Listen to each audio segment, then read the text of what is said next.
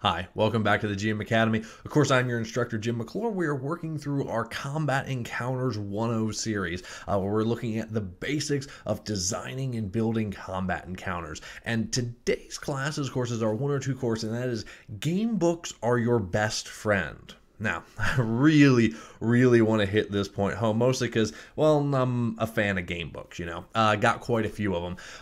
As far as designing and building combat encounters, they are your best resource. And if you're playing tabletop, more than likely you're playing a system that has books designed for combat encounters that will teach you. They will give you monster manuals. Again, I've got monster manual here. I think it's more topical to have 5th edition, but hey, I'm sticking with 4th. The books that will tell you and explain to you so much information about how to run combat encounters in the game system you are playing. We're going to focus on a lot of sort of general information here and general ideas and concepts into building a combat encounter, but your system books are really going to spend a lot of the time explaining exactly how to really do combat within your system. Now, big thing about it is the books have combat ideas galore in it. Even if you're not going to run, straight from the book itself, just flipping through the ideas that it presents, the monsters, in a D&D type campaign, the, NPCs and villains in an L5R type game, whatever it may be, Paranoia, Shadowrun, all of the different games have ways to explain combat and how to handle combat encounters. And the books are your first stop. Before anything else, that's what you should be looking for to get your inspiration. Because again, it's not just running straight what comes from the book.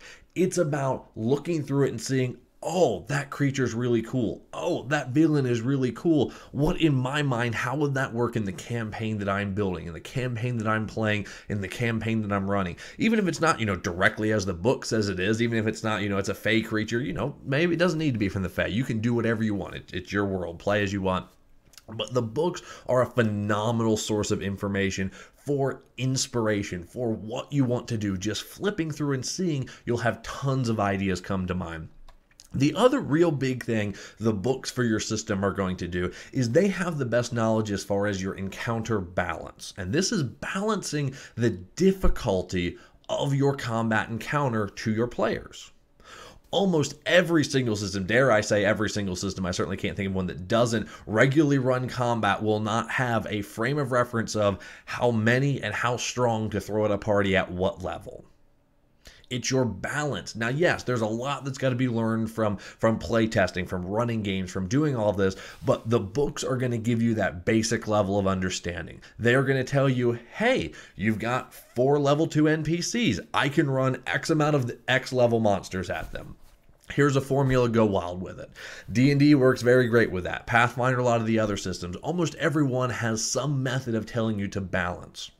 So when we're talking about designing combat encounters, especially at our basic level, our 1.0 series here, the first thing, before turn off this video, the first thing you should be doing is looking through your books and learning everything that they have to teach you about the individual combats in your system. They are your #1 resource.